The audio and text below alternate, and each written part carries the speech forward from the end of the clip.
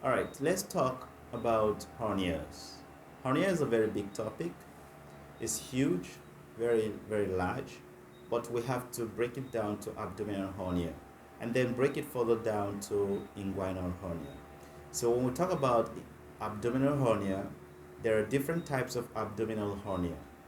Hernia is a protrusion of a viscous or part of a structure of the abdomen or anywhere of the body from where they originally are to other sites. That is a hernia. And it's usually as a result of certain risk factors. And those risk factors are, I would describe as etiology of hernia, abdominal hernia, would be increase in intra-abdominal pressure. Anything that causes an increase in the intra-abdominal pressure can force a viscous or structure from where they usually are to other areas. Increase in intra-abdominal pressure could be as a result of maybe when you're bearing down, during parturition, when a woman gives birth, she has to increase her, the intra-abdominal pressure. When you cough, especially prolonged chronic cough, that can also cause hernia, abdominal hernia. We can also have things like age. Age is also a risk factor. As you grow older, the anterior abdominal wall becomes weak.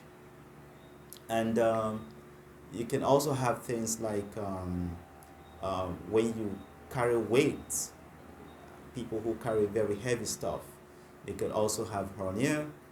And malnutrition, lack of vitamin C can also lead to hernia and abdominal hernia. And history of previous surgery, especially appendectomy, can cause hernia, can also lead to hernia. When you have constipation, prolonged constipation can also lead to hernia. Now, hernia can be acquired or congenital.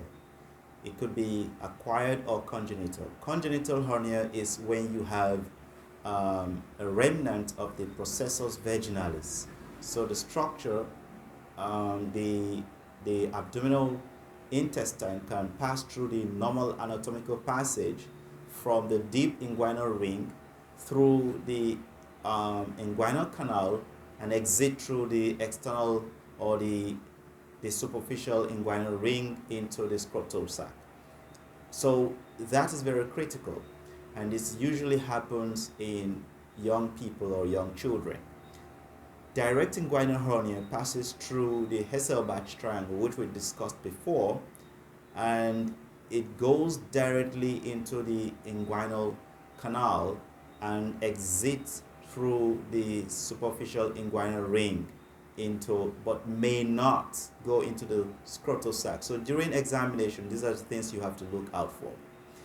The other thing that we have to talk about when we look at the differences between direct inguinal hernia and indirect inguinal hernia, because the approach and diagnosis or management may be different, is that the direct inguinal hernia is medial to the inferior epigastric artery, and indirect inguinal hernia is lateral to the superficial inguinal, it is lateral to the inferior epigastric artery. I hope you understand that.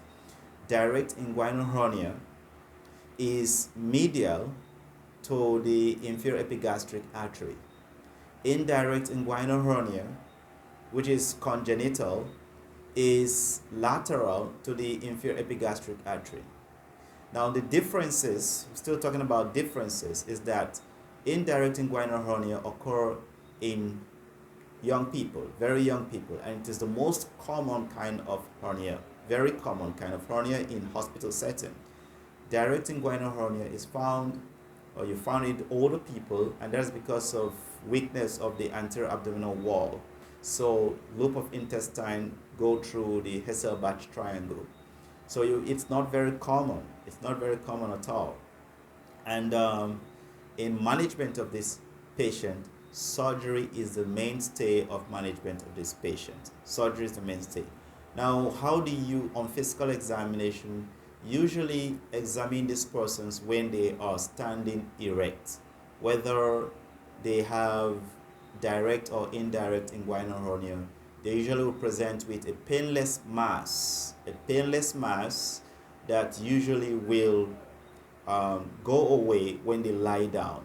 But when they stand up, you would feel a mass at the level of the the superficial inguinal ring. You'll feel a mass. So there's something we call a cough reflex. You ask them to cover the mouth and cough. And you put your index finger, the palmar surface of the index finger, at the superficial inguinal ring. When you feel a pulse there, it is most likely a direct or an indirect inguinal hernia. So what you do is to measure, or you measure out 4 centimeter lateral, 4 centimeter distal from the 4 centimeter, 4 centimeter away from the pubic tubercle, and you put your hand there. If you feel a mass there, it means that is an example of indirect inguinal hernia, because the loop of the intestine would have gone through the deep inguinal ring. The other thing that you need to know about is that in direct inguinal hernia, it doesn't go into the scrotum, but indirect inguinal hernia travels all the way into the scrotum. I hope that makes a lot of difference.